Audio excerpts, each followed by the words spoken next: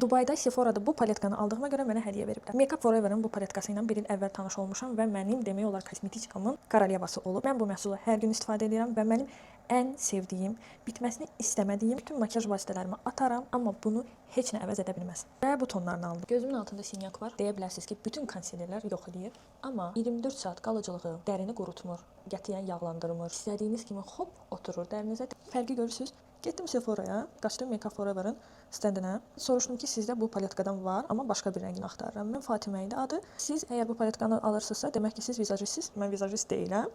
Amma blogeram, influenceram və düşünmədən dedi, olar mən sizin TikTok və Instagram səhifənizi götürüm. Çox qəşəngdir, çox gözəl makiyaj edirsiniz, geyimləriniz, tərziniz çox gözəldir. Ölkəmizi soruşdu, Azərbaycandan olduğumu dedim. Və mən oradan stenddən ayrıldım. Və görüm xanım deyir ki, mən sizə bir hədiyyəm var. Gətirib ki, bunu mən çox istəyirəm ki, siz qəbul eləyəsiniz. Mən sizə hədiyyə olsun. Yəni adam heç nədən məni tanımır. İlk dəfədir həyatında məni görür. Və mənə bir hədiyyə edir. Sonra ənlikdən biraz belə barmağımla götürüb dodağımın üstündən keçirəm.